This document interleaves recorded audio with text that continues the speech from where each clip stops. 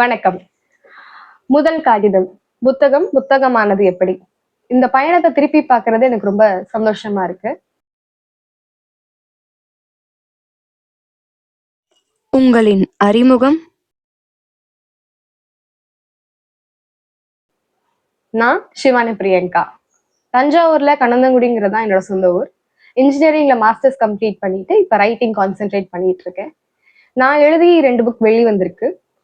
ஒண்ணு காணா ஒரு காதல் காவியம். என்னோட முதல் காகிதம் இதான். அடுத்து முதலும் முடிவுலியும் என்னோட 2வது புக். இது ரெண்டுமே பாத்தீங்கன்னா கவிதை தொகுப்பு தான். புத்தகம் எழுதுவதற்கான சிந்தனை எப்படி வந்தது?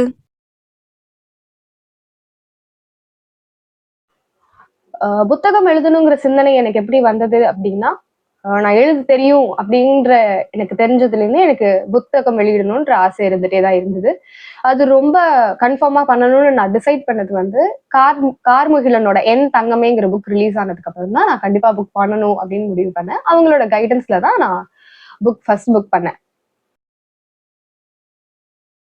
சிந்தனையில் உதித்ததை புத்தகமாக்குவதற்கு எவ்வளவு காலங்கள் ஆகியது? புக்கு நான் பண்ணணும்னு முடிவு பண்ணதுலேருந்து அது புக்கா வர்றதுக்கு வந்து ஒரு 2லேருந்து 2.5 மாசம் தேவைப்பட்டுச்சு. சிந்தனையை எழுதி முடித்த பின்பு எப்படி உணர்ந்தீர்கள்?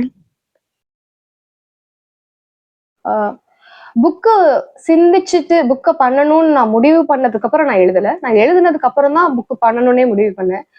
ஆனா நான் அந்த புக்ல என்னென்ன வரணும் அப்படின்னு நான் எழுதுனதுலேருந்து எடுத்து செப்பரேட் பண்ணி அந்த ஸ்கிரிப்டை நான் பாக்குறப்போ ரொம்ப ஆச்சரியமா இருந்தது. இதெல்லாம் நம்ம தான் எழுதணுமா அப்படிங்கிற மாதிரி ஒரு வித்தியாசமான உணர்வு அது. முதலில் உங்கள் எழுத்துக்களை யாரிடம் படிப்பதற்கு கொடுத்தீர்கள்?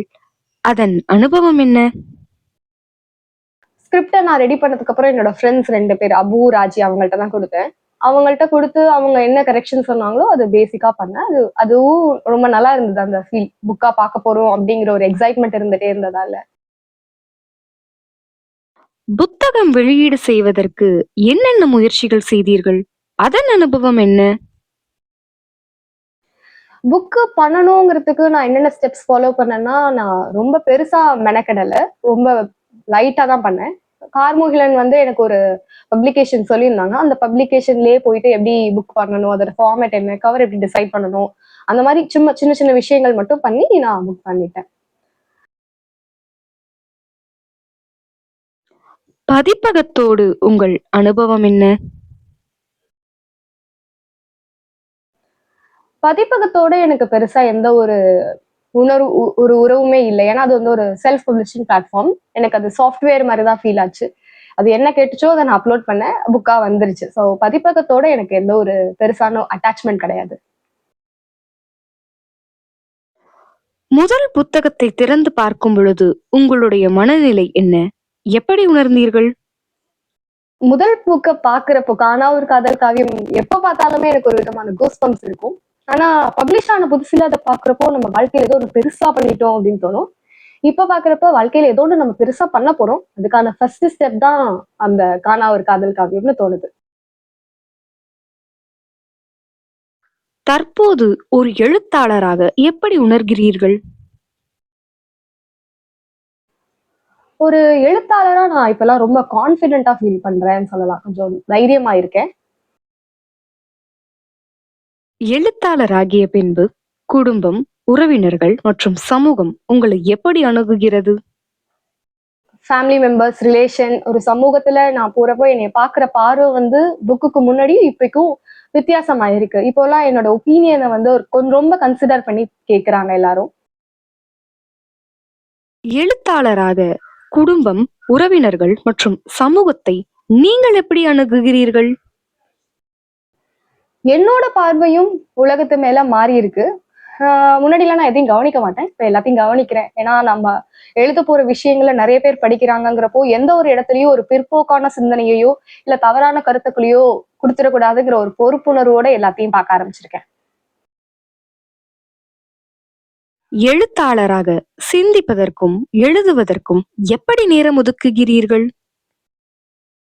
எழுதுவதற்கு தனியா நான் ஒரு நேரம் ஒதுக்குறதே கிடையாது. இது வரைக்கும் தனியா எழுதணும், சிந்திக்கணும் அப்படின்ற இடமே இல்லை. இப்ப வரைக்கும் எழுதுனது எல்லாமே ஸ்பான்டேனியஸா அப்பப்போ தோன்றதுதான். இனிமே ஒரு ஸ்கெடியூலா ரைட்டிங்க்குன்னு ஒரு ஸ்பேஸ் கொடுத்து எழுதணும்னு இருக்கேன். உங்களை தொடர்ந்து வரும் புதிய எழுத்தாளர்களுக்கு என்ன சொல்ல விரும்புகிறீர்கள்? புது ரைட்டர்ஸ், நீங்க ஒரு விஷயம் எழுத போறீங்க அப்படின்னா கான்ஃபிடென்ட்டா பண்ணுங்க, பயப்படாதீங்க. நீங்க உங்களுக்கு உங்களோட எழுத்து பிடிச்சிருக்குனாலே உங்களை மாதிரி இருக்க நிறைய பேருக்கு உங்களோட எழுத்து கண்டிப்பா பிடிக்கும். ஒரு நல்ல பப்ளிகேஷனா பார்த்து அவங்களோட சப்போர்ட்ல அவங்க கைடன்ஸ் கீழே பண்ணுங்க, கண்டிப்பா உங்க புக் நல்லா வரும். All the best. நிறைய எழுதுங்க, நல்லதை எழுதுங்க. உங்களின் அடுத்த கட்ட பயணம் என்ன? நெக்ஸ்ட் என்னோட பிளான்னு பார்த்தா, நான் இது வரைக்கும் கவிதை தான் எழுதிட்டு இருந்தேன். அடுத்து ஒரு குறு நாவல் எழுதலாம் அப்படின்ற பிளான்ல இருக்கேன். அதுக்கான ஒர்க் போயிட்டு இருக்கு. வளர்த்து விட்டதுக்கும் வாய்ப்பு கொடுத்ததுக்கும் லகரசிறகுக்கு நன்றி.